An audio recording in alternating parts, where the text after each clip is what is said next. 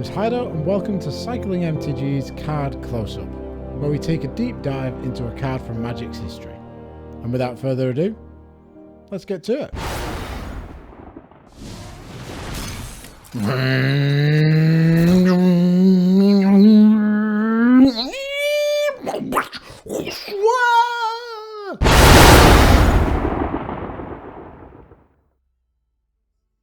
Vehicles. When Magic the Gathering introduced vehicles in Kaladesh, I was a bit skeptical of the whole thing. As much as I do love a good helicopter, do I really want them in my fantasy card game? Well, it turns out that the answer is actually yes.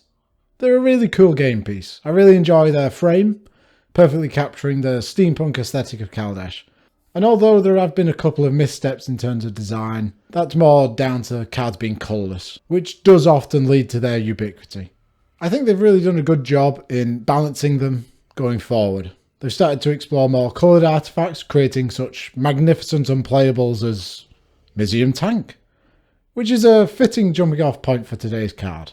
The Proto vehicle, which is so close to the design framework that makes a vehicle, but it's from 10 years before the Looter Scooter even broke tournaments in 2016.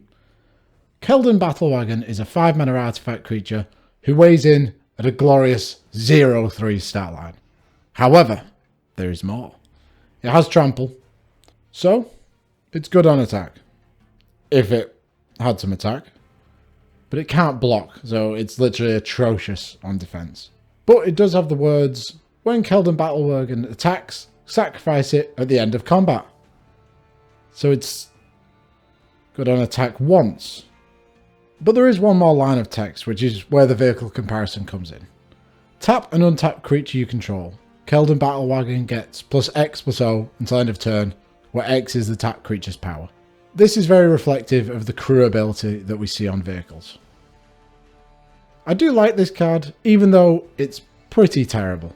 But there are a few nice little synergies that we can exploit and take advantage of. The first thing that jumps out to me are creatures with untap abilities. Due to the wording of the last ability, unlike crew, you can use that tap ability multiple times in a turn. Pure Sight Mirror allows us to pump for +2/+2 multiple times a turn, for a single blue or white mana. While Durerga Mine Captain can repeatedly pump your team for +1/+0 for 2 mana per time. Plus, the art on both these cards are simply incredible. They just have so much character. That's just the entirety of Lorwyn, really. Absolutely fantastic. So, we've pumped our wagon to be a big old boy. But he's going to die at the end of combat. There has to be some way we can get around that. Well, there's actually a few. So, I'll tell you about them. Burning Anger is a 5-mana enchantment that gives enchanted creature the ability to tap and deal damage equal to its power to any target. So, we can dome anything we fancy at just the tap of a wagon. The other aura that really jumped out to me is Elemental Mastery, which gives our creature the ability to tap to put X 1/1 red elemental creatures with haste onto the battlefield, where X is the power of our creature. They exile themselves at the end of turn. If you have a Perforos on the field, your opponents will die. They'll just be dead. But if you don't have one of these auras, you can just attack with your 52/3.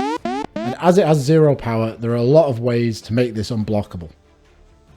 So, during combat, after you've made it unblockable, you can pump it to a ridiculous size, and your opponents just won't be able to block it. Then, if the wagon does survive combat, we have one final trick before combat ends and we have to sacrifice our wagon.